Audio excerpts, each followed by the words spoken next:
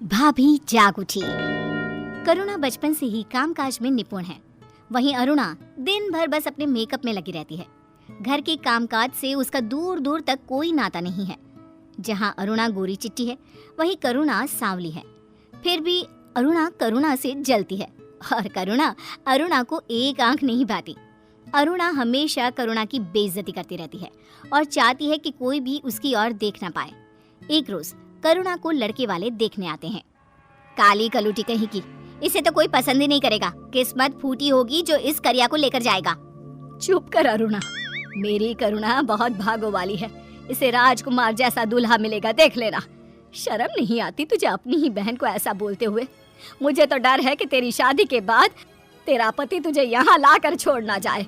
निकम्मी लड़की को नहीं रखना चाहता। मम्मी, तुम तो बस इस करिया को ही संभालो। अरुणा वहाँ से चली जाती है और तैयार होने लग जाती है। मजा तो तब आएगा जब इस करिया के आगे लड़के वाले मुझे पसंद कर लेंगे। लड़के वाले आते हैं और अरुणा जानबूझकर लड़के के आगे पीछे फिरने लगती है, लेकिन फिर भी लड़के वाले करुणा को पसंद कर लेते हैं। लड़की तो हमें बहुत पसंद है, खाना बहुत स्वादिष्ट बनाती है, पेट भर गए लेकिन मन नहीं भरा। अब तो मैं सोच रही हूँ दोनों बेटों की इसी घर में ही शादी करा दूं।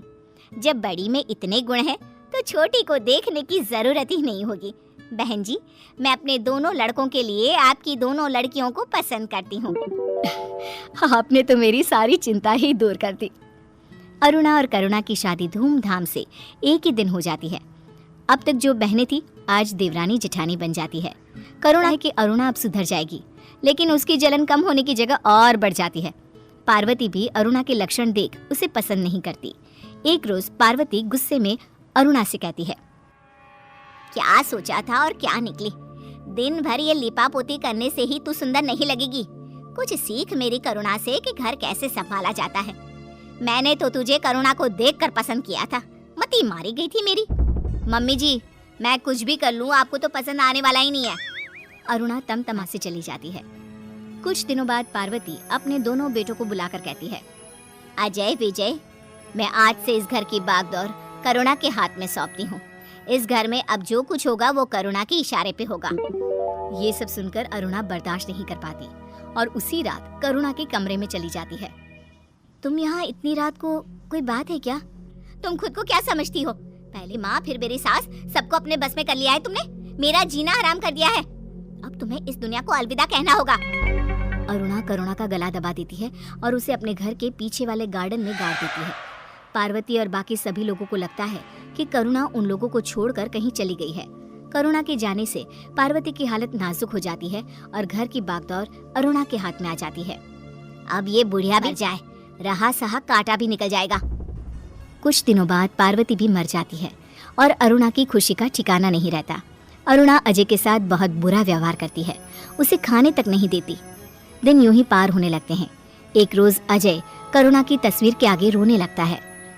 करुणा, तुम बिन मैं अधूरा हो गया हूँ। मुझे भी साथ ले जाती तुम। ये जिंदगी का मैं क्या करूंगा जब इसमें तुम ही नहीं हो करुणा। इतना कहते ही भूकंप आ जाता है और गार्डन से करुणा की लाश बाहर आ जाती है। नहीं छोड़ूंगी मैं तुम्हें, वापस आ रही हूं मैं। दोपहर को जब अरुणा चैन की नींद सो रही होती है, तब आत्मा उसके मुंह पर कालिक पोत देती है। उसके मेकअप का सारा सामान गायब कर देती है, उसके सारे अच्छे कपड़ों को फाड़ देती है। अरुणा उठकर जब अपना मुंह देखती है तो चिल्ला उठती है, ये मैं हूँ? ये किसने किया? मैं उसे नहीं छोड़ूंगी। करुणा की तरह उसे भी जान से मार दूंगी। तभी उसे एक आवाज सुनाई देती है, अब मरने की बारी तेरी है। कौन है? कौन मेरे पीछे पड़ी है? अरुणा अपना मुंह धोती है तो उसके चेहरे से खून टपकने लगता है। कमरे में आकर वो अपना मुंह पोंछती है और उसका मेकअप गायब दिखता है। मेरा मेकअप नहीं है। अब मैं विजय के सामने ऐसे जाऊंगी तो वो मुझे प्यार नहीं करेगा। सारे कपड़े भी फटे हैं। ये कहीं वो आवाज वाली की तो करतूत नहीं है। अरुणा बुरी तरह डर जाती है। डरते हुए वो जल्दी जल्दी खाना बनाती है। विजय घर आते ही अरुणा को देखकर कहता है, ये आज इतनी गंदी दिख रही हो तुम। चलो, भूख लग रही है, जल्दी से खाना लगा दो। तुम मेरे साथ रसोई में चलो, इस घर में कोई है, मुझे बहुत डर लग रहा है। तुम भी क्या बच्चों की तरह कर रही हो? मैं बहुत थका हूँ। अरुणा रसोई में जाती है तो देखती है कि सारा खाना जमीन पर गिरा हुआ है। कन्हैया, मुझे पता है तुम यही हो। अरुणा को वही हंसने की आवाजें आने लगती है।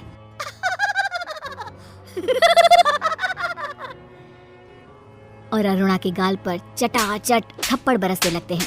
मार खा खा कर अरुणा बेहोश हो जाती है। जब उसे होश आता है तो वो सारी बात विजय को बताती है।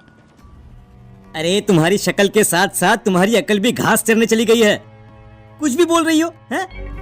अगले दिन आत्मा अरुणा की तिजोरी से गहने, जेवर, पैसे सब गायब कर देती है और विजय अरुणा से कहता है, अरे अरुणा, दुकान के पैसे दो, नया माल मंगवाया है मैंने।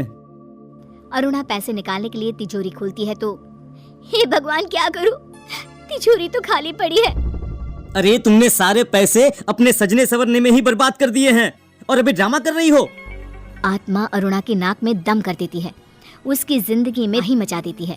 एक रोज अरुणा छत से कपड़े उतारने जाती है और आत्मा उसे धक्का मार देती है। उसकी नाक टूट जाती है। दर्द से उसे नींद नहीं आती। तभी अंधेरे में उसे एक परछाई नजर आती है। कौन है?